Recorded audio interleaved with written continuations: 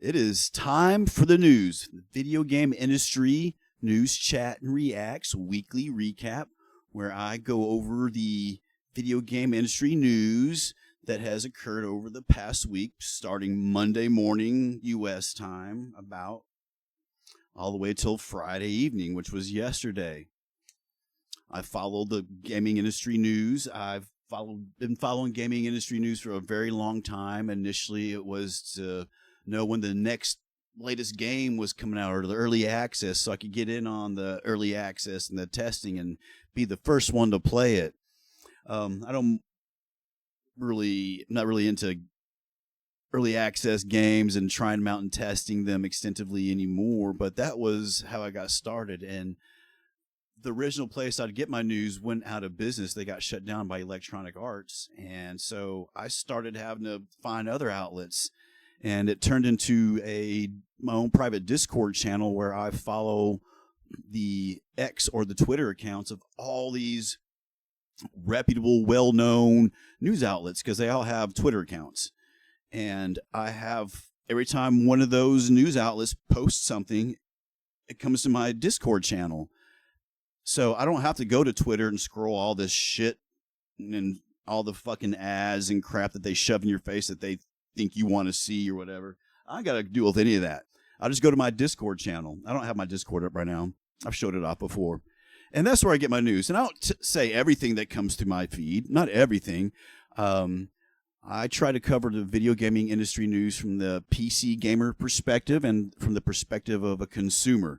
There's a lot of companies out there that have large advertising marketing budgets, and it's apparent who this does, because for as long as I've been following the news, some of these just have the same shit. They large part of their developmental budgets go towards just having shit in the news all the time, always advertising, and it's disgusting.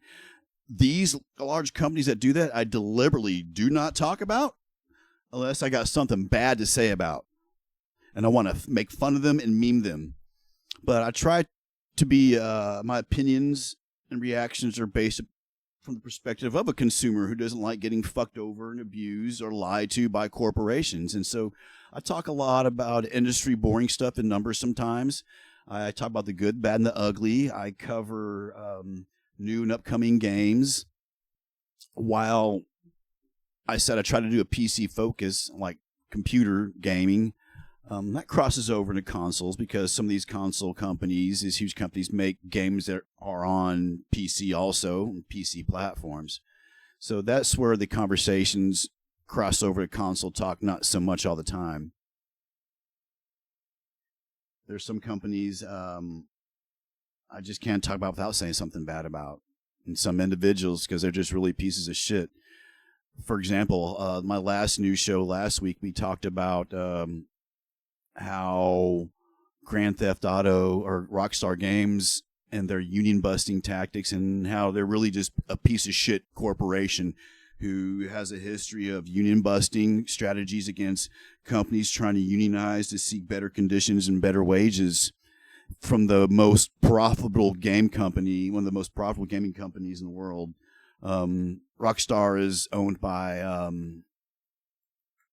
Take-Two Interactive. If you didn't know, it's one of the it's the umbrella company of Take-Two. And we'll talk about Take-Two a little bit, Interactive today a little bit. So yeah, my name is Flux Reversal. FluxReversal.com. Ask your mom for all my links and socials. I am trying to become Kick Verified right now. You can type info in chat. Get all kinds of info about what I got going on and stuff. And one of the things is Kick Verified. And to become Kick Verified, I have to meet concurrently over a 30-day period the same three things, which is a average of 50 viewers, an average of 100 unique chatters, and 10 subscriptions. And the hardest part I'm finding so far is the unique viewers and chatters. And I just really started doing this in February, making this push where I think I can do this. After learning things over the past years, and like, yeah, I could probably do this maybe. The problem is getting somebody to my stream, getting them a reason to be here. And that's why I do this. I do a news show, and not because I'm trying to get someone to do here, but I think it brings some value to my show. I mean, I like playing games and talking shit and stuff a lot too, but this is something I do anyway, so I stream about it. And I've been messing around with news type shows and streams off and on, experimenting through the years in my endeavors of experimenting with content creation and blah, blah, blah, blah, blah. Which gets us here today. So today is the live version of the news show. At the end of the news show, I will wrap it up and start editing down, and I'll show you how easy it is just to make a video and put it on YouTube. All this is being recorded right now. I take the version you're hearing right now, and I take some crap out of it. I get rid of the music that you hear. Is not in it at all. That's why I make a YouTube video about it. A lot of the overlay stuff that you see here in the stream is not even on it. And delicious. So moving forward. So yeah. So once again, this is the video game industry news chat and react show, weekly recap. That's a mouthful. Where I talk about video gaming industry news from the past week. And we're going to get into it. We're going to get into it now. All right, what do we got first? A couple of cancellations to talk about. We have Wizards of the Coast ends part. Okay, one of the things about my news sources you see, I just follow major gaming outlets, reputable gaming outlets. I'm just reacting to articles. I'm just one person.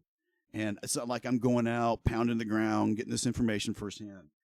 By the time you get it from me, it's like second or third hand information. So when you see me looking at these articles, that's what I'm doing. And I have read all these articles and familiar with all these topics, so we should breeze through this pretty quick here. I do my news show live because I want people to be involved. I mean, if you're opinionative or you want to know what's going on with the gaming industry, come share your opinions. Come let it be known. That's why I do it live. I'm looking for someone to collaborate with. It'd be nice if I could have someone to stream with on a regular basis who's here with me and bouncing these topics back and forth to get more than just my reactionary type of opinion. But I try to cover everything that's been going on. Like I said, not the obvious stuff. So here we go. Wizards of the Coast ends partnership with Giant Skull. Dungeons & Dragons action-adventure game by Giant Skull canceled as a result. So, I mean, I knew there was a Dungeons & Dragons game going on, but what I didn't know, there's like 3 Dungeons & Dragons games going on. Star Wars Jedi Director's single-player Dungeons & Dragons game canceled less than a year after it was announced. Wow.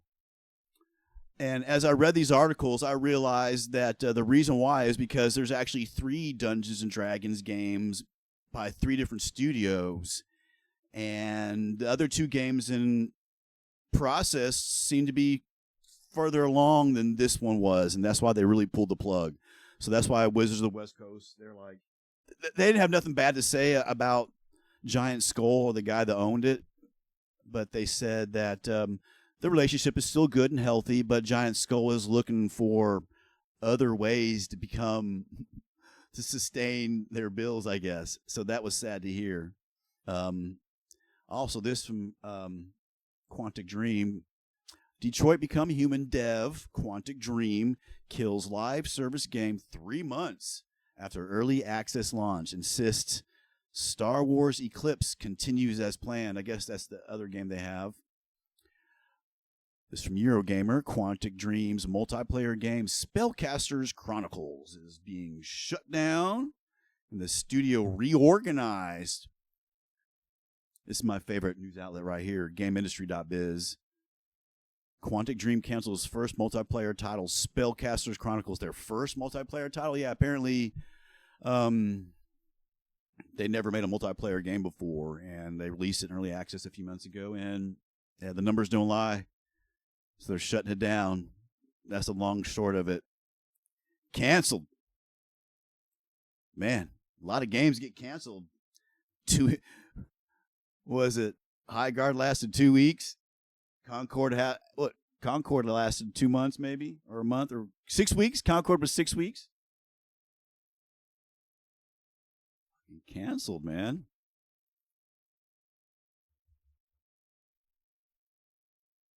Layoffs. Okay, they don't really have any real layoffs beside that article we just talked about from Quantic Dreams multiplayer game that didn't work out, and they're reorganizing the studio behind it, which means people did get laid off. I was talking about Take-Two a while ago, and this is the guy that runs Take-Two right here.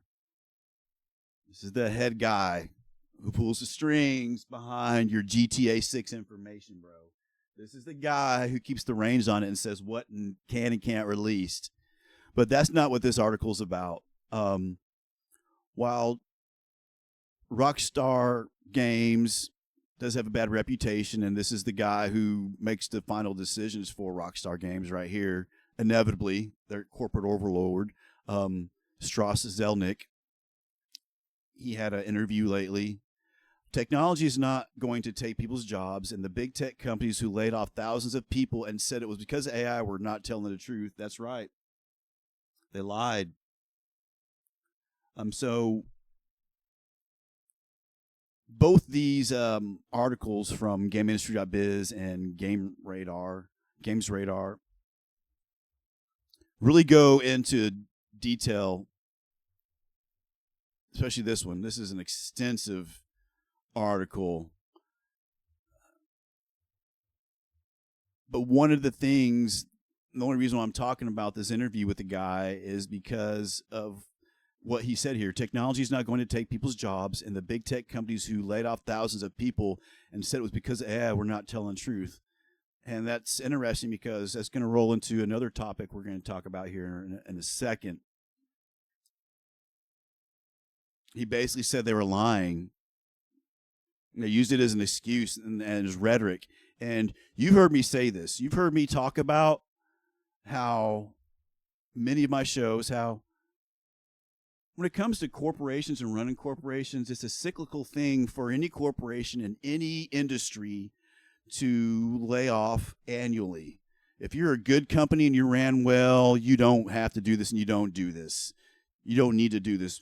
But some, just to make their shit look good on paper, will lay off a lot of people right before the fucking numbers get published just to pad the numbers and make them look better. And all you did was just fire a bunch of people and free up some fucking money that you don't have to pay these people anymore.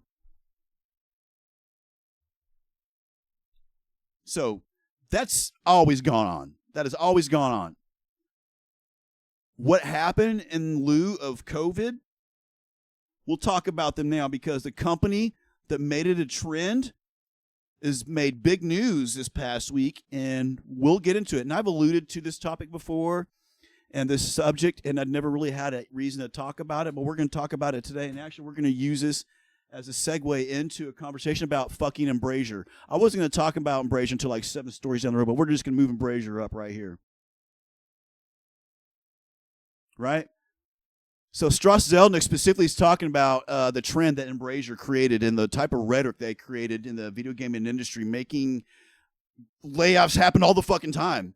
Every month you hear about people losing their jobs and getting laid off. It is no longer a yearly cyclical thing to pad your numbers that corporations do. In the gaming industry, it's a fucking huge problem. And it's become a means to justify for canning people and them taking their livelihoods for how people were feeding their families, right? So that's what Strauss Zelnick was here. He's saying these guys are fucking lying. If they were ran well, they don't have to do anything. And we're talking to a guy who runs a company whose marketing budget. Okay, and I've said this last month. As soon as GTA 5 came out, every day in the news was speculation about GTA 6. That's right. For the past 7 fucking 8, 10 years, every day in the news has been an article about GTA 6. That is not an exaggeration. That is Take-Two's fucking marketing strategy about their fucking franchises. It's always in your fucking face. Every day. Every day. That's why I don't talk about GTA unless it's something bad. And like last week, talking about how they're a fucking bunch of union busting cunts over there at Rockstar, and this dude fucking Strauss Zelnick. Yeah. He okays all that union busting shit. This isn't a good guy. He doesn't care about their families. He doesn't care about you. All he wants is your fucking money and their fucking free labor. Fuck this guy. This guy's a donkey.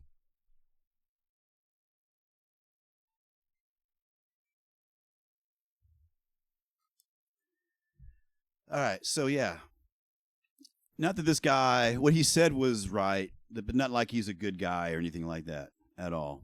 And yeah, we're going to talk about Embrasure. Embrasure's all over the news this past week. Embrasure, you guys want to see another CEO, another piece of shit fucking CEO? You want to know what a piece of shit CEO looks like? Look at this dude. Look at this fucking dude. He's no longer the main CEO of Embrasure. He is definitely has a power in wielding the say-so over what goes on, as evident. This motherfucker just broke Embrasure up again. This guy's a piece of shit right here. This guy has no idea. This guy is the poster child of what having a lot of fucking money and not knowing what the fuck going on. Just because you're a CEO of a company doesn't mean you know anything. This motherfucker right here that you're looking at is single-handedly responsible for the trend in the gaming industry of just fucking shit. I mean, it always been a problem, like back with Bobby Kotick. The Bobby Kotick days of Blizzard. It's always been a problem, and it was always kind of lingering in the news and stuff, but this guy has no idea what the fuck he is doing. He has no idea what the fuck he is doing. Lars Wingfors, former Embrasure CEO, says Fellowship Entertainment spinoff is the most effective long-term solution. This is in his open letter to shareholders of Embrasure. Embrasure actively exploring external partnerships for the likes of their IPs, Saints Row, Deus Ex, Time Splitters, and others. Embrasure Group announces plans to spin off Fellowship Entertainment. Deus Ex, Saints Row, and Time Splitters might be lent out to external partners, Embrasure says, possibly paving the way for new entries. Embrasure actively exploring partnerships for franchises, blah, blah, blah, blah, blah. You get the point. You get the point. So recently they made a big announcement that they're looking for partners to take over. And I'm like, well, you already own studios. You already own studios. Just get some of your people that you already work for you to work on this shit. So they're basically putting out like, yeah, does anybody want to come work for us? Any studios taken? Don't go work for Embrasure. Don't go work for Embrasure, man. Don't go work for Embrasure. Yeah, I'm like over here like, you know, like what is going on? So, we all know that during COVID, everybody was home. Nobody was going out. Nobody could go out or do anything. Nobody could. We were all at home, glued to our digital devices and whatever ways we found to entertain ourselves while we were at home.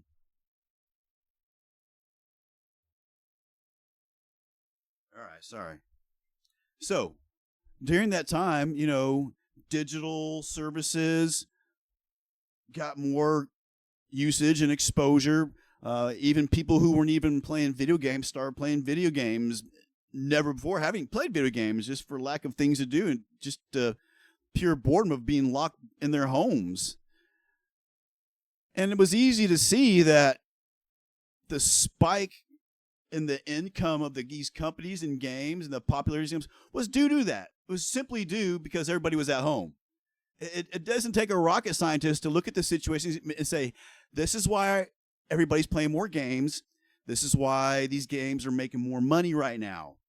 This is temporary. As soon as everybody is allowed to go back outside, this isn't going to happen anymore. This motherfucker didn't know that. This stupid fuck didn't know that. You know what this goddamn idiot did? This motherfucker created a FOMO. He created FOMO amongst corporations. This motherfucker headed this organization called Embrasure, which was just a bunch of people and venture capitalists giving this guy money. And all this guy did was like, hey man, look at the popularity of video games. I'm going to go out and buy a bunch of gaming companies. This motherfucker over leveraged himself and went out and just fucking bought he went out offering people more money than they'd ever seen before, more money than they could refuse, and bought up every fucking popular IP that was struggling and in trouble at the time. He brought them under the Embracer umbrella, fucking gutted them all, and sold them to pieces and kept the IPs. That's right. That's exactly what this motherfucker did. This motherfucker was responsible for firing thousands and thousands and thousands and thousands of people. This guy is responsible for shutting down long-established, old-school, reputable studios. This guy, fucking right here. This guy.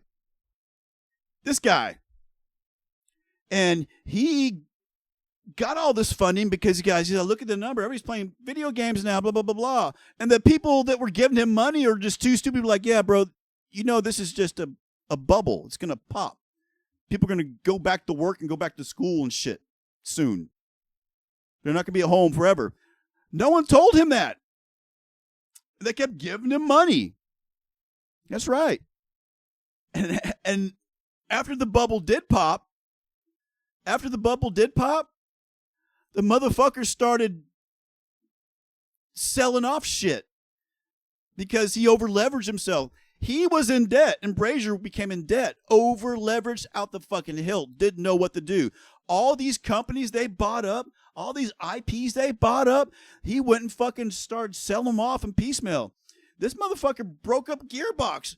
Gearbox is two different companies. There's like a private company that's independent of the Gearbox, and then there's his version of Gearbox that maintains all the original Gearbox IPs, like Borderlands. That's just an example.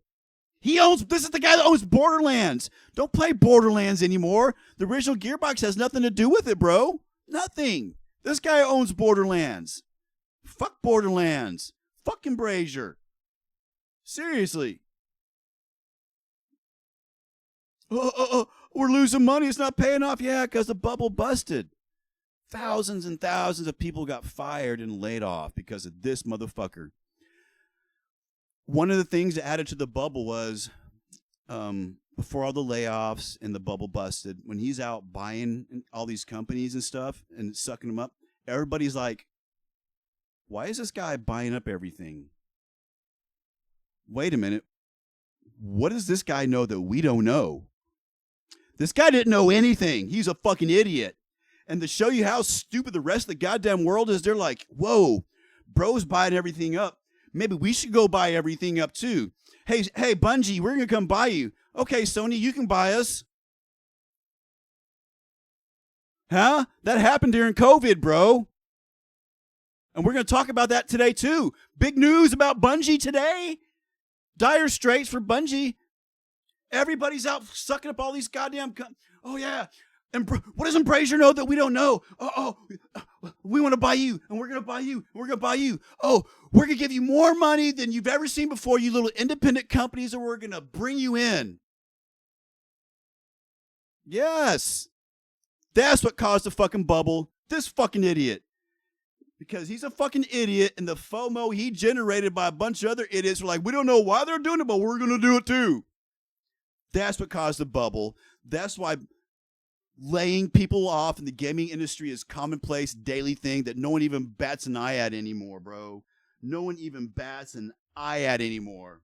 And that's a fucking shame. That's a fucking shame, bro.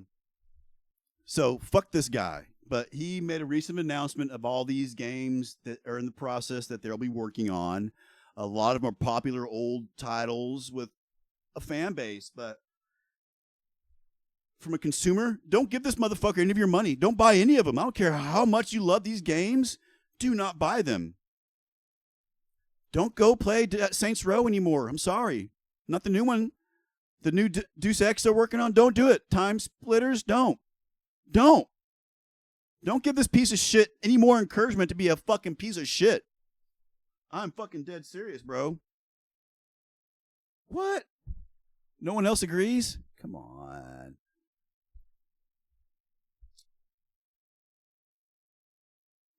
So in this announcement, they talked about so right after the bubble busted, this fucktard Lars sold off an independent division. He's like, this is still technically part of the Embracer umbrella. They're just like our indie side now, and I think that's like the parts of Gearbox that they owned still.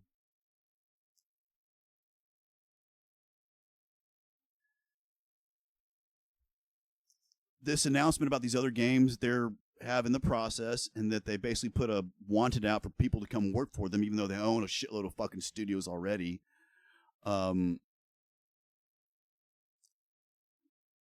It's called Fellowship Entertainment. So Embracer, and basically what's going on is that one of them is going to handle all the AAA big name IPs and titles, while the other one is going to handle like AA and under and mobile stuff.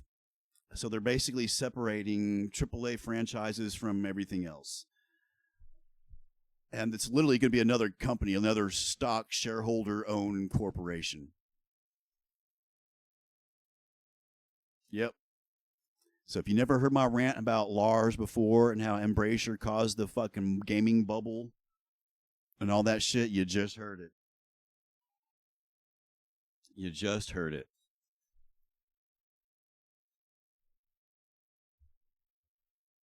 Okay, moving right along. So yeah, I'm pretty passionate about that topic too, because a lot of small indie companies got bought up and shit, and that could also be used as a segue. I was thinking about what that was going to be a segue into, and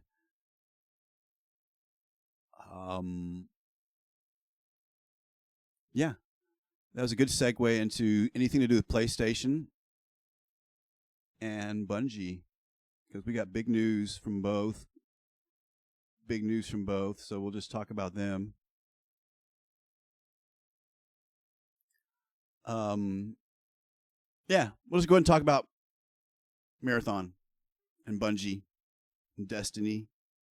If your head's been in a hole over the past week and you're a gamer, Destiny 2 is getting shut down.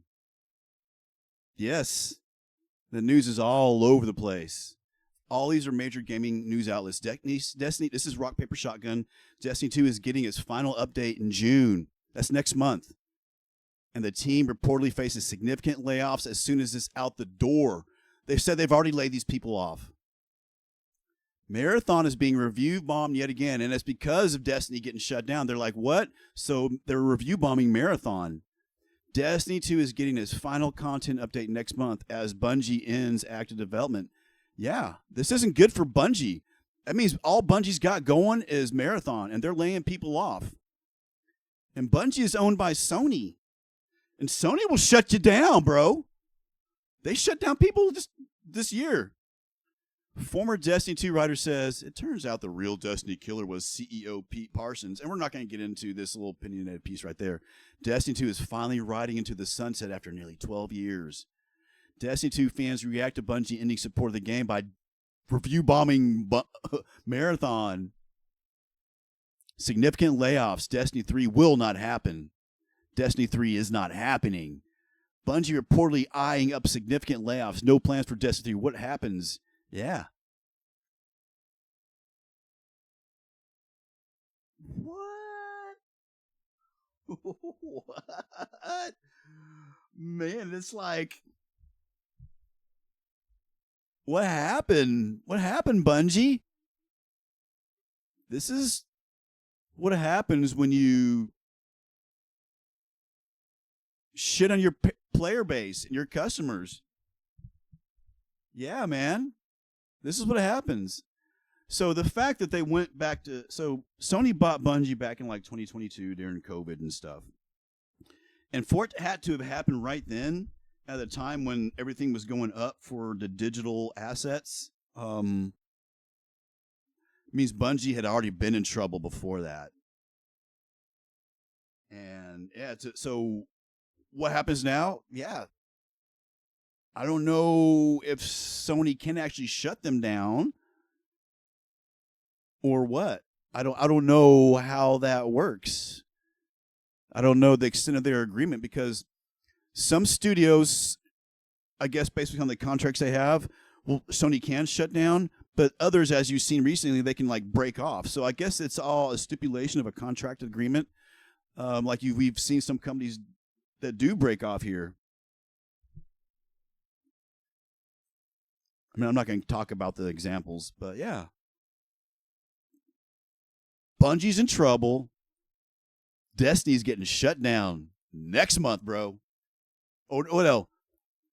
The final update is next month, but there's going to be nothing after that. It's just what you get is what you get. What you get is what you get. That's what all these articles are talking about. Game Rant, Game Informer, Games Radar, Digital Trends, IGN, Game Rant, Hero Gamer. Yeah, Bungie reportedly eyeing up significant layoffs, bro. So this was like early in the week, and as the week progressed, these other articles get added about the fallout. Yeah, man, what do you think about that? What do you think about that, man? Yeah.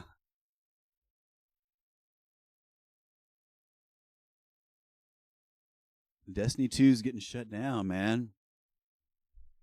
Gaming industry isn't doing good. Gaming industry isn't doing good. I'll tell you why the video gaming industry isn't doing good. We talk about that today, too.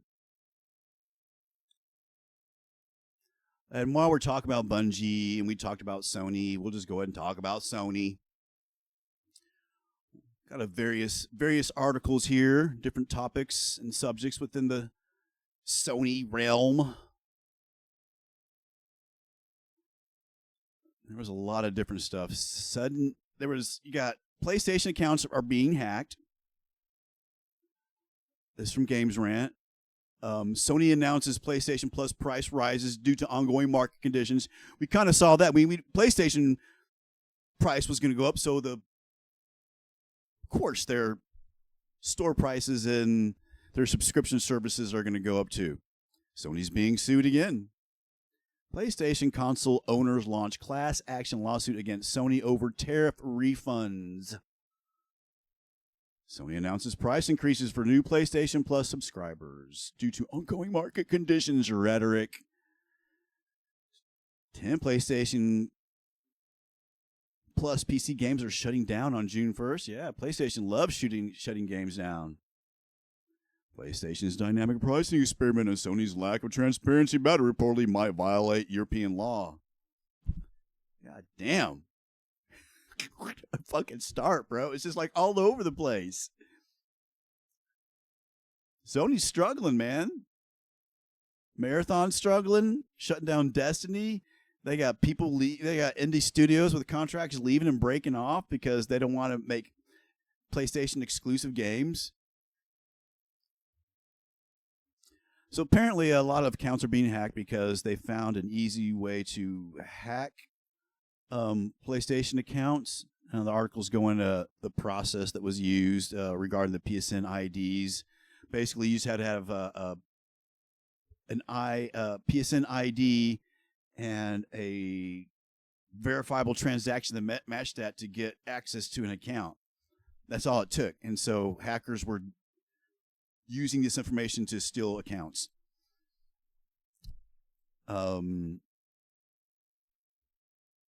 These are two different lawsuits we're talking about here.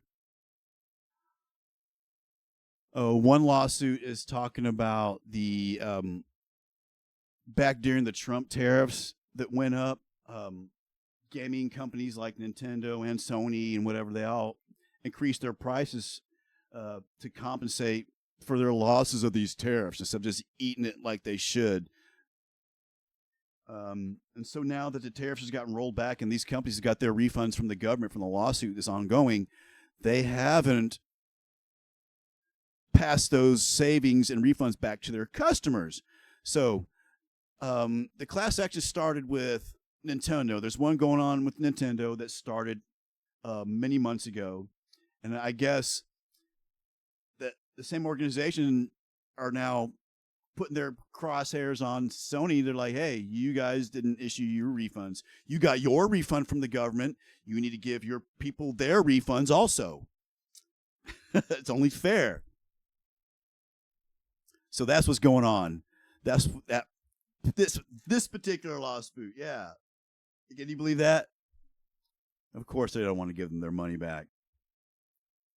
And this lawsuit is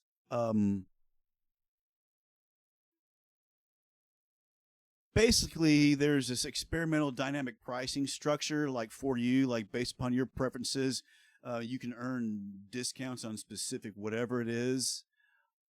But there wasn't much transparency about it, the way it was set up and presented. And that's simply the basis of this lawsuit. It's pretty fucking dumb. And it's sad to say that, yeah, PlayStation is famous for shutting games down. You know, we got the famous Stop Killing Games Initiative lawsuit going on in California right now, and it's making headway based upon a game that Sony shut down.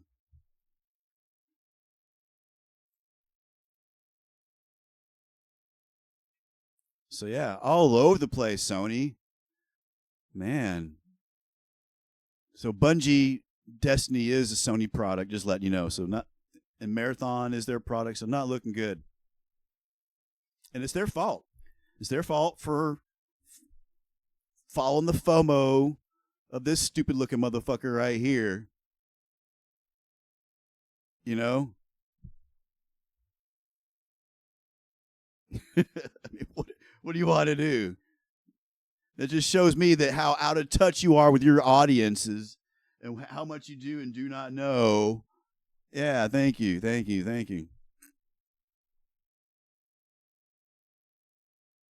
Yeah. You want to know why no one's playing video games anymore?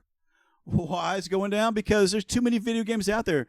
There are more video games in the world than there are human beings, bro, at this point. There are more video games that are released every week than there are humans that can play them. And this has been going on for a long time. So Xbox CEO Asha Sharma just hired a new guy. His name is Matthew Ball, and he is an analyst. Check out this fucking... I wonder why... If you got a good picture of Asha Sharma, there she is. Yeah. Fucking looks like a fucking...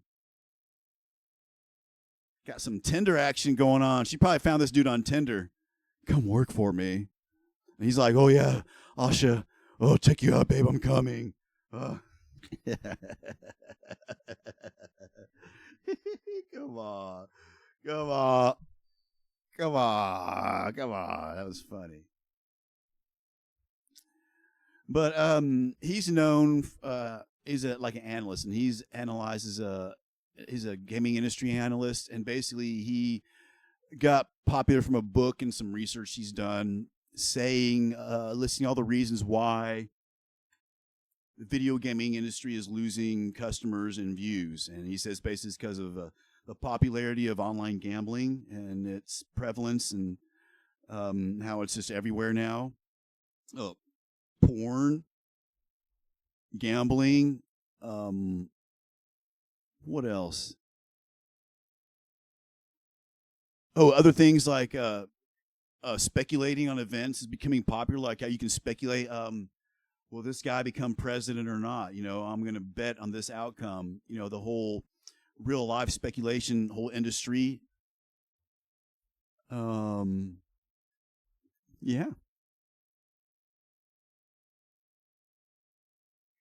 That and like IRL content creation he was talking about. That's whereas a lot of motivation to play video games was to stream them and get paid to play video games for people watching your shit. And so this guy, apparently his work got a lot of attention, and that's why she hired him, because she's like, but Xbox is doing good right now, guys. Xbox is doing good right now.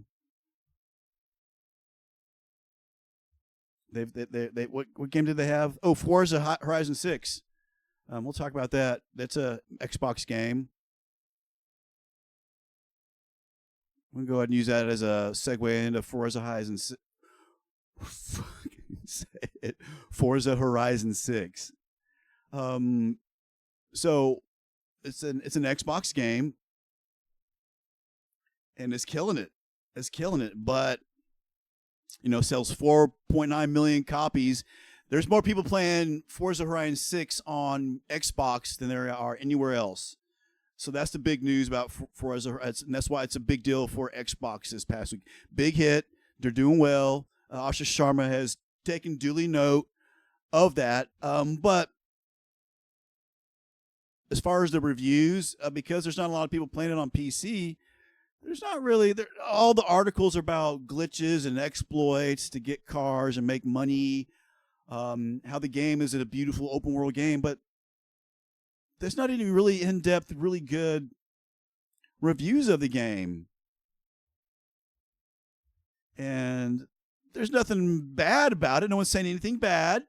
So I haven't seen anything bad said about the game, which is good, about these exploits. But it's killing it. It's killing it for Xbox. And Xbox has had a great week because of Forza Horizon 6, man. If you like racing games like I do, I like watching people. It's just not something I can get into. I'd have to go buy a whole sim racer setup to get into it. Forza Horizon 6 players are exploiting certain parts of the game so they can quickly unlock vehicles and money. That's what all these articles are about. This is the only articles I could find that are current about it. There's no articles. Yeah. So we don't have to talk much about it. Wasn't much to say about it. Then it's killing it, doing good. See, that's a bunch of related articles all leading into each other. We went from Take-Two talking about the layoffs and who started it, and we talked about that guy, Lars, and people who reacted to his FOMO he created and created situations for other companies. And I believe that if that FOMO hadn't been created, maybe Destiny 2 wouldn't be getting shut down. And that's my point of trying to say some of this stuff. Maybe Destiny 2 wouldn't have gotten shut down if its companies, the CEO, haven't over-leveraged themselves and put themselves in a financial position to need to get bought out by Sony. Or maybe it would have died a long time ago, too. It's hard to tell.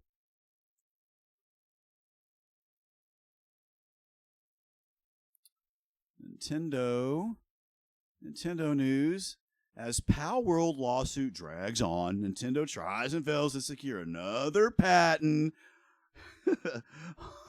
on monster capture mechanics. I mean, come on. Come on, Nintendo. Ever since Palworld has come out, Nintendo has been struggling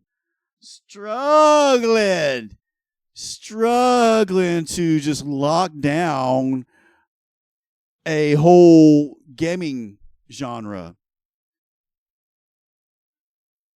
Pokemon is responsible for creating a whole genre of gaming and gaming mechanics. And ever since the popularity of Palworld and when it came out and then the initial lawsuit, Nintendo's been nonstop just trying to issue patents. And while they did get one little series of patents issued about monster capturing mechanics to solidify their claim in the industry as being the OG, they all the others aren't happening. And their latest one involves the mechanics on mobile devices, which Palworld's new game they got coming out is all about. The new mobile game. And so, no.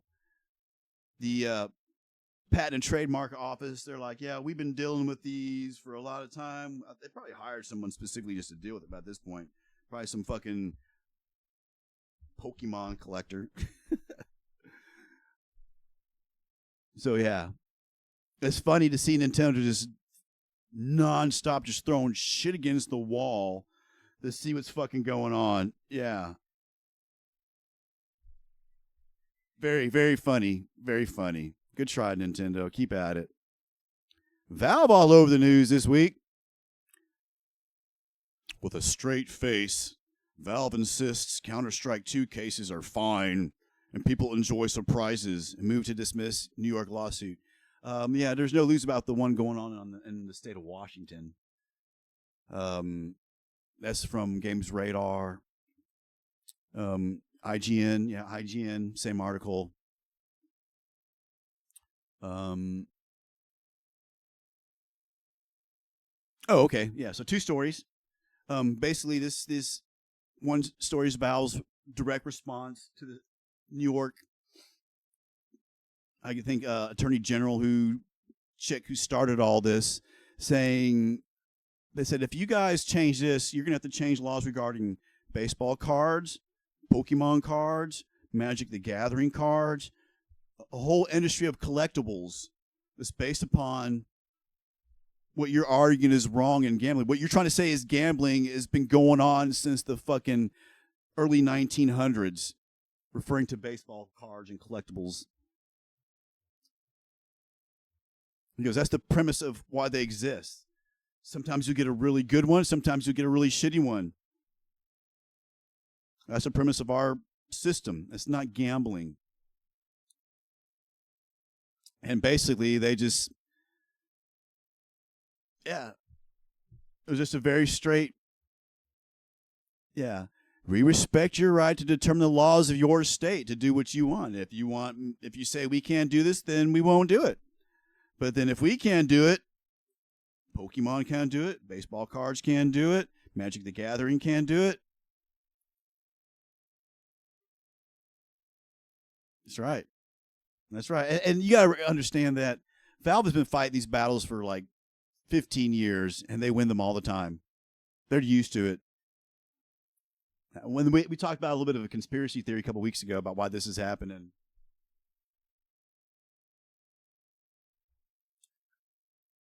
Also from Valve this week, they have revamped their whole video gaming tagging system. They got rid of a bunch of tags. They got rid of some tags that had to do with like franchise names and stuff that just weren't applicable for what a tagging system should be. Valve overhauls tag system on Steam to improve game discoverability. Terms such as NSFW immature removed in favor of more descriptive content labels. 17 new tags have been introduced. Steam and where was the link? There was a direct link. Here he goes. Full list of changes strictly from Steam. Bunch of new tags added. Bunch of tags removed. Whole list of them. A lot of them contain like brand names like Lego and Dungeons and Dragons. Some are modified.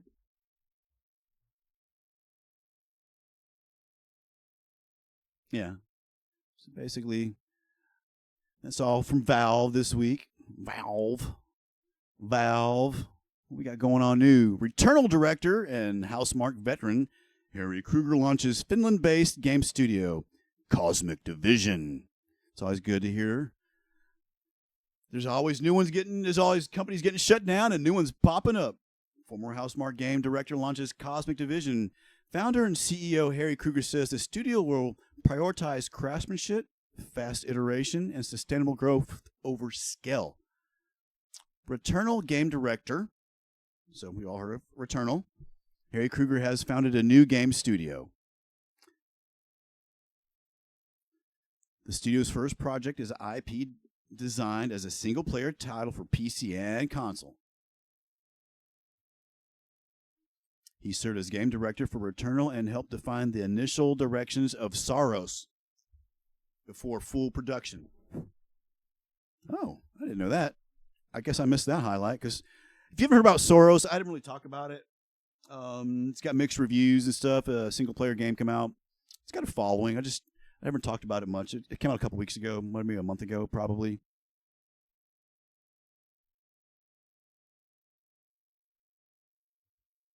That's good news. Don't build a studio that requires a massive hit to survive. Veteran BioWare dev formed Studio. Oh, formed Studio Resale, I guess the name. This is a Canadian-based company. This company is one of the companies getting funded by the Canada Media Fund, which exists to finance and bring stabilization to the video game industry in Canada for Canadian-based companies. And I've talked about this fund a long time ago and when it was set up. And there's a similar one set up in the UK. There ain't shit like this in the fucking United States, period. The whole initiative behind these programs, I'm basically going to summarize. The one in the UK is very similar to the one here in Canada in that you have to present as a company, here's our product, here's how we set, but it's like a resume. You got to give them like the business plan. You got to show them that you're serious. All right. And once you make it past that initial, they'll give you your first part of funding. And so, yeah, new studio secures $250,000 from Canadian Media Fund by doing that. Apparently, they submitted the application. Oh yeah, the application process itself was a huge work, but it forced us to think seriously about the scope, roadmap, budget, and yeah, this is what I was talking about, and marketing and modeling. So yeah, they said they even made them think about stuff they didn't think about before. And what happens next is, okay, now they're working their project. So the next part is to continue getting funding and more funding. And the UK one is set up the same way. And I forget what they're called again.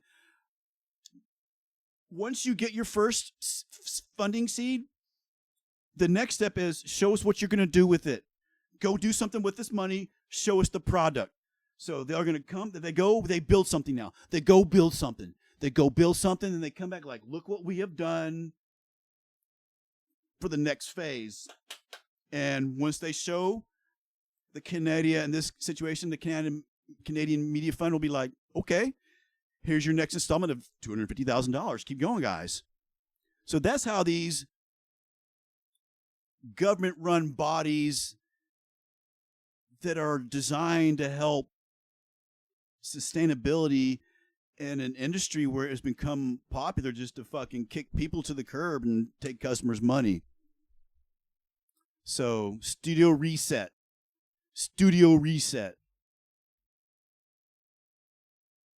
We're taking the discipline and craft we developed at BioWare. We're having a vision and actually executing on it. We're treated as equally important.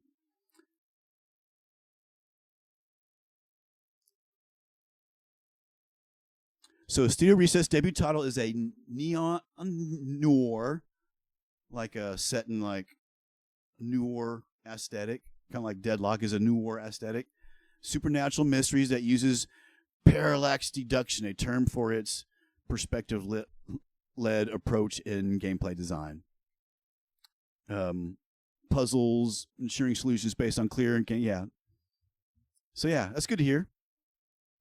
Splitgate Studio officially announces Titanfall-like game Impulse. All right. New game announced. After a rather tumultuous year for Splitgate developer 1047 Games, because they did have layoffs, the team has announced its next project, Impulse, a fast-paced movement shooter inspired by Titanfall. This announcement comes after a series of rumors and leaks suggesting the Splitgate team was shifting away from Arena Reloaded and working on a parkour-centric mech-based FPS. Yeah, Arena Reloaded didn't do well, I think. I think it shut down? Yeah. I do believe that was what happened with Arena Reloaded. So yeah, some new endeavors going on. Good news, good news. See what happens. We're going to go talk about an Embracer game.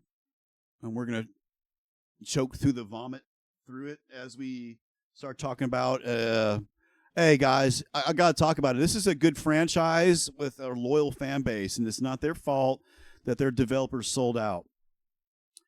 The next Kingdom Come game is an open world RPG, Warhorse confirms. Yeah, this is part of the Embracer's announcement. This is one of the titles Embracer announced they're coming out. Warhorse working on it, but Warhorse already had another game they were working on, so this is kind of a surprise announcement right here. Kingdom Come is official. Kingdom Come Deliverance 3's new direction is already clear. Yeah. For all the attention Warhorse Studios is getting because of its confirmed Middle-earth Lord of the Rings RPG, the biggest news for longtime fans of the studio like myself, not me, but Josh Cott's the guy writing this, is its continue of the Kingdom Come franchise with a brand new. This was out of nowhere. This is literally out of nowhere. This wasn't expected at all, especially after all the shit getting gobbled up by, Embracer. Embracer owns a lot of titles, guys. It was hard to know what they were going to do with this shit. And yeah, so this was kind of out of nowhere. We hope it turns out well. It's true. The Kingdom Come Deliverance Studio is making a Lord of the Rings. Yeah. So they're working on 2 RPGs at the same time. The question is, how similar are they going to be? That's the first thing I thought of. I'm like, you got all these other studios and shit that you supposedly own. I guess they're all just gutted names you own with nobody actually in them, from what it sounds like. Which is like skeleton crews. It's like a secretary taking calls for each one of them, maybe. Yeah, I mean, why would you Embracer, unless it's just going to be like a theme park MMORPG? And we're going to talk about MMORPGs and theme park RPGs in a while, towards the end of the show. So yeah, we're glad that the other one, the Middle Earth Lord of the Rings one, still, and we're excited about the news of Kingdom Come Deliverance, but making 2 games at one time that are basically in the same genre, I don't know, man. I don't know about that. Lords of the Fallen 2 set to potentially release on Steam as developer CI Games and Epic terminate PC exclusivity deal. What? Lords of the Fallen looks destined for Steam. Lords of the Fallen 2 ends publishing deal with Epic Games. Yeah. Yeah, I mean, what can you say? The articles basically say we'll get more coverage on Steam than we will Epic. Period. And Epic is struggling right now. We know that. We're not going to get to the details, but they're struggling too. Everybody's struggling.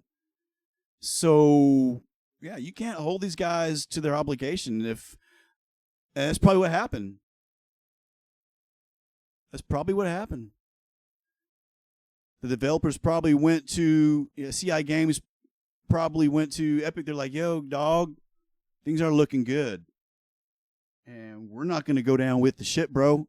We're not going down with this ship. And I guess Epic Games are,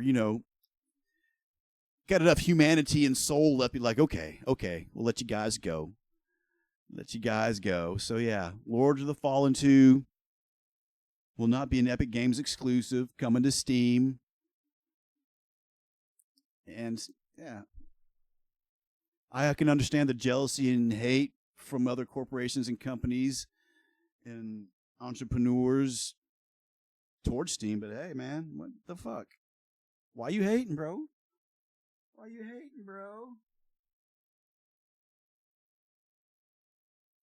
All right. Arc Raiders recent update. So we talked about the news last time about how Arc Raiders is doing a bi-yearly update. Every 6 months they're doing updates now, unless it's something serious. And I guess the first one just that they were announcing, they slipped in that they're like, oh, we're gonna add some new anti-cheat. We're having Denuvo anti-cheat. It's not like the complete Denuvo system, they said. Or I'm not going to go into it. I've talked about Denuvo anti-cheat before. But apparently cheating is a bigger problem than we thought. I don't know. I don't play Arc Raiders. As all hype games, the population will start to trickle off. And I guess now that the population has started trickling off, they're actually seeing the problems that cheaters and hacking is causing. So they are turning to it. This is in addition to their already existing system.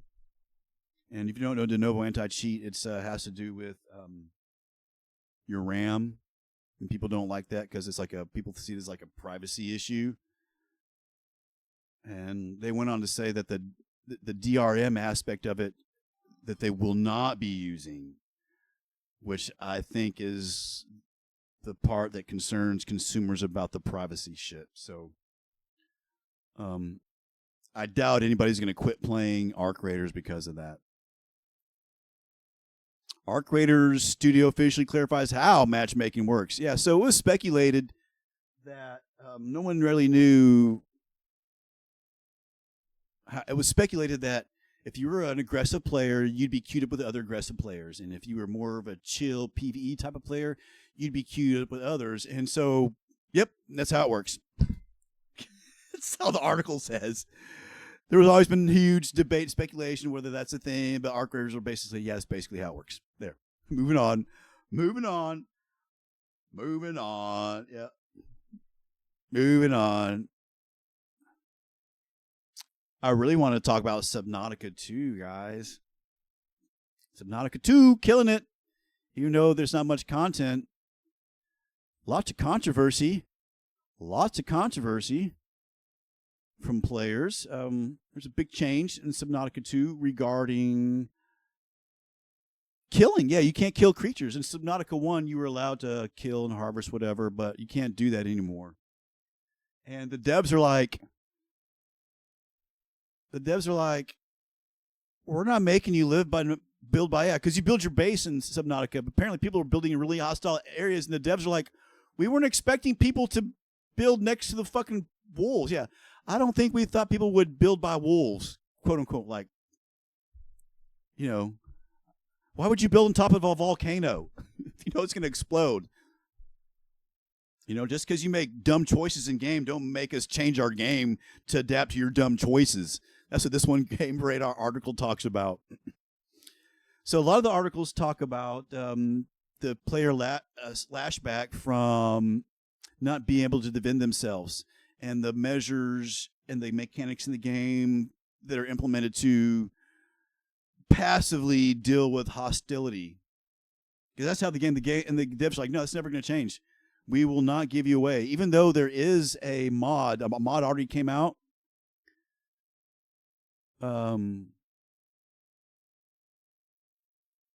Let's just go talk about it all. Let's go through it all. Subnautica 2 dev rolls out first hotfix promising adjustments to terms of service amid EULA. So there are articles everywhere all this past week about Subnautica 2, and we'll just go through all the hot topics. So this is from Games Radar, from Anna Koselik.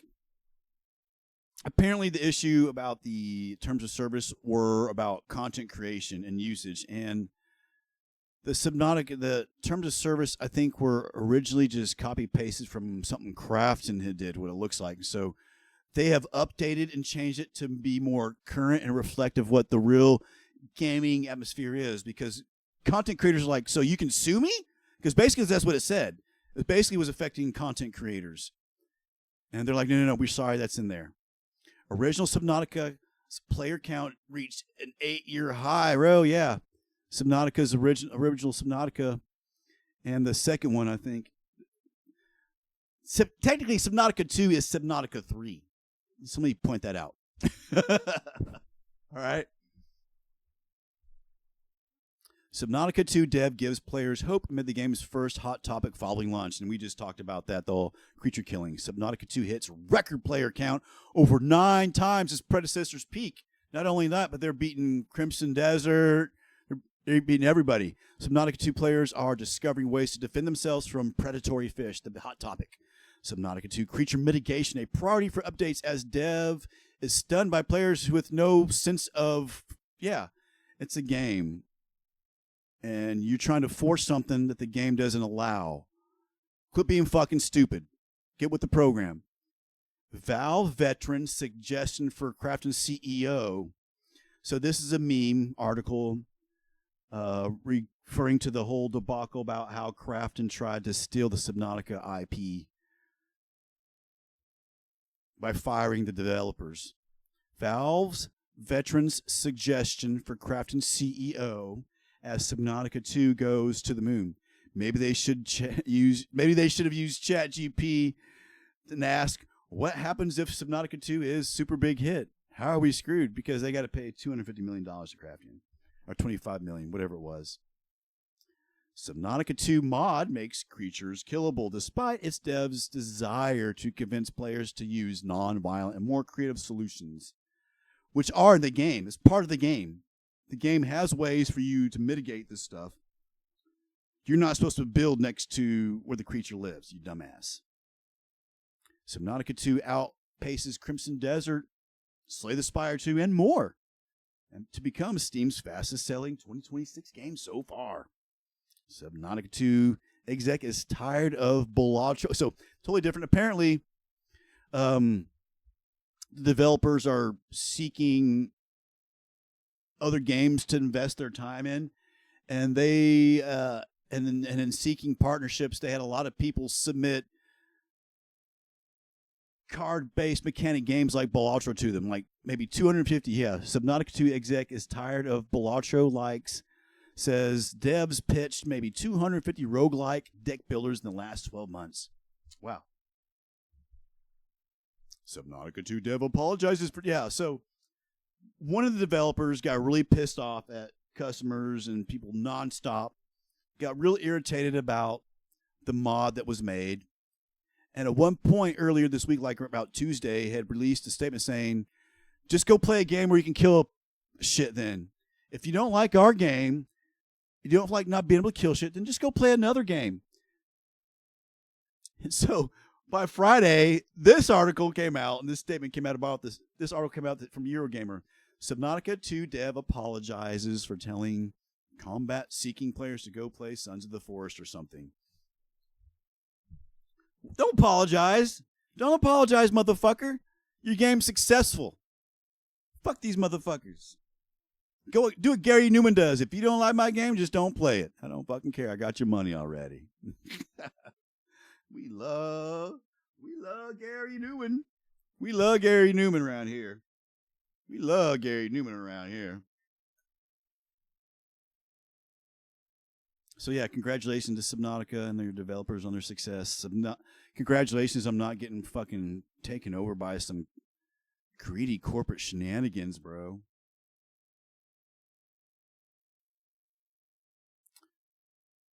As Steam Early Access sensation Far Far West sells over 1 million copies in 3 weeks, publisher Fireshine Games rejects generative AI. So I saw this game, and I wanted to buy it. It looks so good. It's a co-op, kind of like Helldivers or Deep Rock Galactic, similar. How Fireshine Games backed a winner with Far Far West. Chief Portfolio Officer Jasper Tanner Barnes. Do you really got to say your whole goddamn name? And CEO Brian Foutte. A game with a very few wish lists on Steam might be doing incredible things on TikTok. Far Far West publishers say, we don't work with partners that are relying on generative AI. So, while most of these two articles talk about the developers making that statement in an interview they did, basically the bulk of the interview was talking about how, despite them not having their wish list numbers on Steam didn't really indicate that the type of success they're experiencing. And the guy who pulled the trigger and saying, yeah, this guy right here, Brian Foote, was like, and Jasper. The skill in Jasper's role to being able to see the data. Basically, he was saying, well, but look on TikTok. We've got a bunch of videos getting reshared on TikTok and saying their decision to actually go on and keep working on the game and going was because of the initial footage on popularity of the video had received on TikTok, not necessarily the wish list numbers. And this data guy was saying, I've been doing this for a while. You got to be able to read different sources of data and what the people are saying. And so, yeah, congratulations, man. Far Far West on Steam. If you haven't seen it, it looks cool. Looks really good. What else going on? Here's a game that was supposed to be a multiplayer game. Think of Thieves. And it's only like $10 or some shit, man. Yeah. Apparently it's like a 12-hour story game now, co-op that you can do. Duo, and it was supposed to be a PvP extraction game originally. And it turned into what it is now, and it's got great reviews, and it looks really good, and it's really cheap. So I just wanted to talk about it because I was following this game when it was first announced and thought it was going to die, but it's transitioning to a single player or a non-PvP game, a PvE game. Yes, well, success. I mean, they keep the price low on Steam. It's on sale on Steam right now. So yeah, congratulations on the game being pretty good. This is a game you'll never hear me talking about. Is Valorant. Valorant. Riot's anti-cheat does not in any way brick PCs, though Valorant cheaters say otherwise. So Valorant cheaters are claiming that the anti-cheat, the kernel-based aggressive anti-cheat that Valorant uses bricks PCs, and it doesn't. It doesn't fuck with your PCs, but some of these controller users that use inline devices. So a lot of modern aimbotting comes from third-party devices that you run between your controllers and your PC, outside of your PC. And those are what's getting bricked. But the article goes on and says, yeah, we're not fucking with your PC, but those devices that are made to cheat, those devices are specifically designed by companies intending to profit off of cheaters wanting devices for cheating. We're bricking those, though. We're bricking those. We're not fucking with your $6,000 computer, but yeah, that device you bought, we're bricking it. So yeah, congratulations, man. Round of applause. Round of applause. Yeah, and fuck you. Fuck you, cheaters. Fuck you, cheaters. Fuck you. Fuck you. Yeah, keep on bricking them. And they need to do that with all these games where they use inline devices to make. All you guys playing Call of Duty Warzone, do you think you're good because of that device? I know when I'm going against someone who's suspicious. All you people that play Deadlock and use these inline devices, fuck you. Fuck you goddamn cheaters. Man, that guy never misses, no matter how I move. Yeah, fucking aimbot. And it's not really an aimbot. It exploits the aiming mechanisms of devices different way than what a traditional software-based aimbot really does, because this is hardware-based. Yeah. Get him, Riot. Get him. Keep bricking him. I saw this article and was offended by it originally. People want MMOs, and the sales of New World proved it. That's a bad title. It's a bad title for what this article is about. I think the idea that the MMO crowd doesn't exist is belied. Yeah, I don't think anybody's saying that. I don't know who you are, where your information comes from. No, MMOs aren't that popular. It's a niche genre. I've talked about this before. That's why people keep navigating back to the old reliable, because they have sustainable communities, a lot of content, despite the graphics being dated, like World of Warcraft. You know, these are just... New World was just a theme park MMORPG. There's so many theme park MMORPGs out there that want to be World of Warcraft. And that's what this article is about. This guy's saying, you don't have to make the next World of Warcraft.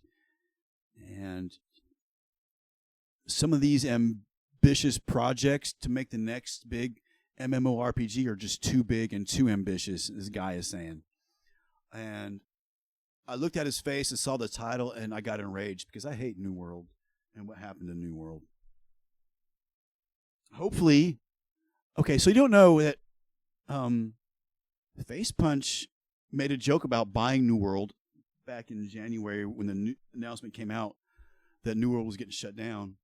We thought it was a joke, but apparently there's no joking anymore, and there's no one saying anything about it. The jokes just stopped. Apparently the talk is real. There's something going on. Perhaps New World could be coming under the control of Face Punch somehow, or just be going to totally become owned by Face Punch. But we don't know about that really, because there's a lot under the hood because of the game engine. It's a proprietary, I think it's Lumberyard. It's Amazon Games proprietary shit.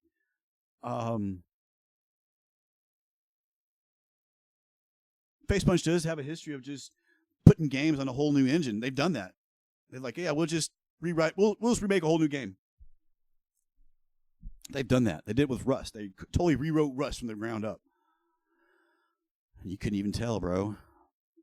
So this guy's article goes into saying why ambitions, overly aggressive projects don't work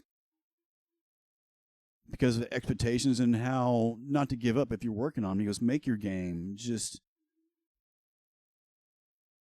don't make it so massive. Start small.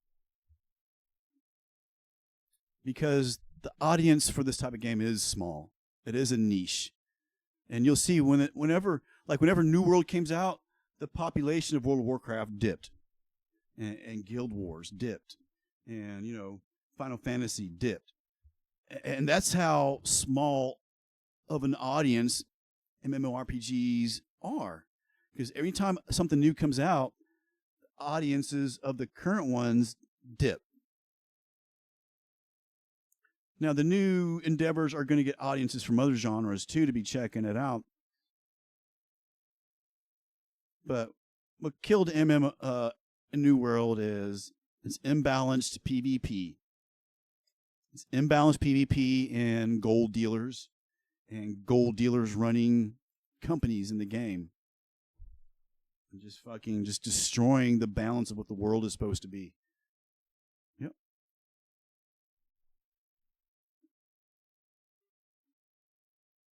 So why he used New World, the sales of New World, to prove it? He could have used any other game that's an MMO RPG.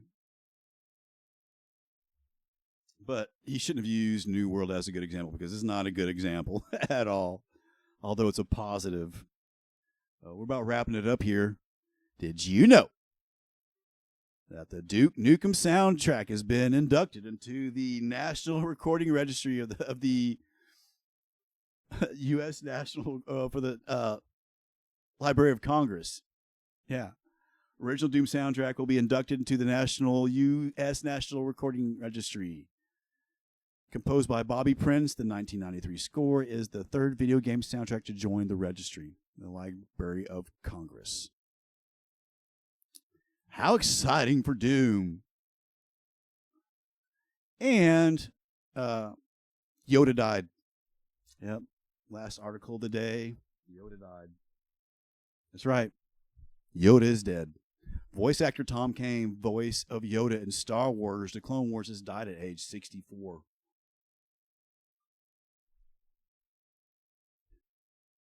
Star Wars and Call of Duty voice actor Tom Kane has died. Apparently, he's the voice of a lot of shit. Lord of the Rings, Star Trek, Shrek, Scooby-Doo, Call of Duty, Warhammer, Star Wars, Marvels. All kinds of popular, shit. He's been doing it since 1977 when he was 15. He's been doing it for 50 years. He started doing it when he was 15 years old, man. Following health issues. Although the actor made a name for himself by playing Yoda in Star Wars: The Clone Wars, he also voiced a handful of other characters, blah, blah, blah. Oh, Qui-Gon Jinn, C-3PO, Boba Fett. Oh, really? Had no idea. He was just that good, man. He was just that good. Well, that wraps up for the video game industry news chat react show here with Flux Reversal. you've been watching, I appreciate it. Thank you. Thank you. Thank you. Thank you. Thank you. Thank you. Thank you. Thank you. Or if it's just the one person, more like it. There you go. Thank you. Thank you. Oh, man. All right. So I'm going to go refill my coffee, and then the next stage is where I edit the video. So if you've been watching, thank you. That's it for the video games news, chat, and react weekly recap. We'll be doing it again next Saturday around the same time. It looks like I've been getting started earlier in the day. It just feels right. I don't want to wait till noon to get started.